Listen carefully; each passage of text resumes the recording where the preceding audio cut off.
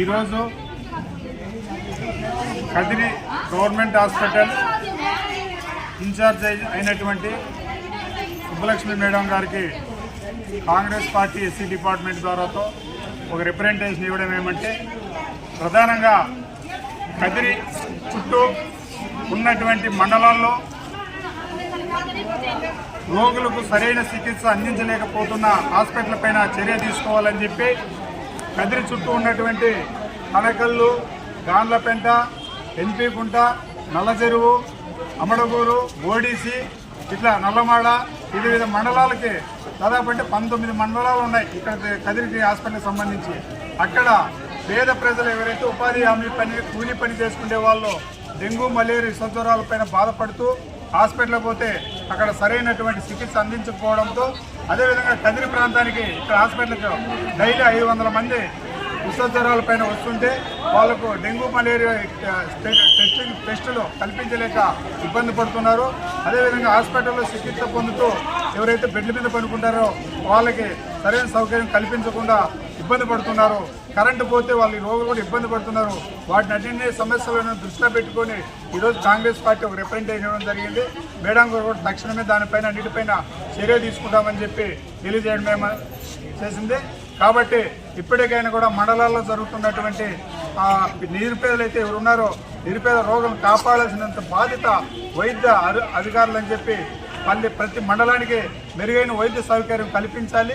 గవర్నమెంట్కి వచ్చిపోతున్న రోగులకు విశ్వజ్వరాలపైన, dengue, malaria జ్వరాలపైన వస్తున్నటువంటి వారి మెరుగైన వైద్య సౌకర్యాలు కల్పించాలని చెప్పి కాంగ్రెస్ పార్టీ డిమాండ్ చేస్తాను. కదిరి నియోజకవర్గంలో కదిరికి సంబంధించిన మండలాలు మొత్తం ఈరోజు రోగులు ఎక్కువైపోయడం వల్ల డెంగ్యూ, మలేరియా జ్వరాలు వచ్చి నిరుపేదలు డబ్బులు లేక ప్రైవేట్ హాస్పిటల్ పోక అక్కడికక్కడే మృతి చెందడం జరుగుతుంది. అందులో భాగంగా రైతులు ఎక్కడ వెళ్ళినా కూడా ఎటువంటి పరిస్థితుల్లో కూడా ఎక్కడ డాక్టర్ కూడా రెస్పాండ్ కావడం లేదు. ఈరోజు అదేవిధంగా మండలాల నుంచి ప్రతి విద్యార్థులు కూడా ఎస్సీ డిపార్ట్మెంట్ జిల్లా చైర్మన్ కదిరపండ గారికి ఫిర్యాదు చేయడంతో ఈరోజు కదిరపండ గారు సూపరింటెండెంట్ మేడం గారిని కూడా పిలిచి నిమ్మరాడం ఇవ్వడం జరిగింది. దీని మీద మేడం గారి మీద కూడా చర్యలు తీసుకోవాలని చెప్పేసి తెలియజేస్తాం. ఇందులో భాగంగా గవర్నమెంట్ హాస్పిటల్కి వస్తే డాక్టర్లు చూసి ఉచిత వైద్యం అందిస్తారని కేవలం డాక్టర్ని దేవునితో పోలుస్తారు. కానీ ఇక్కడ చూస్తే ఆక్సిజన్ లేక ప్రజలు చనిపోవడం జరుగుతుంది. దీని మీద దృష్టి పెట్టి డాక్టర్లు కూడా కరెంటు పోతే వెంటనే జనరేటర్ కూడా ఆన్ చేయాలని చెప్పి, అదేవిధంగా పేషెంట్లతో ప్రేమగా మాట్లాడి రోగాల్ని నయం చేయాలని చెప్పేసి ఈరోజు కాంగ్రెస్ పార్టీ తరఫున తెలియజేస్తున్నాం.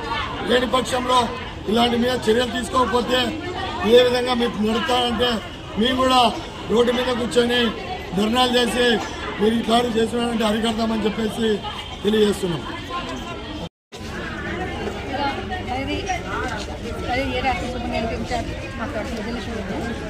ఇచ్చారు మన కదిరప్ప గారు స్టేట్ కాంగ్రెస్ మేము ఇచ్చారు.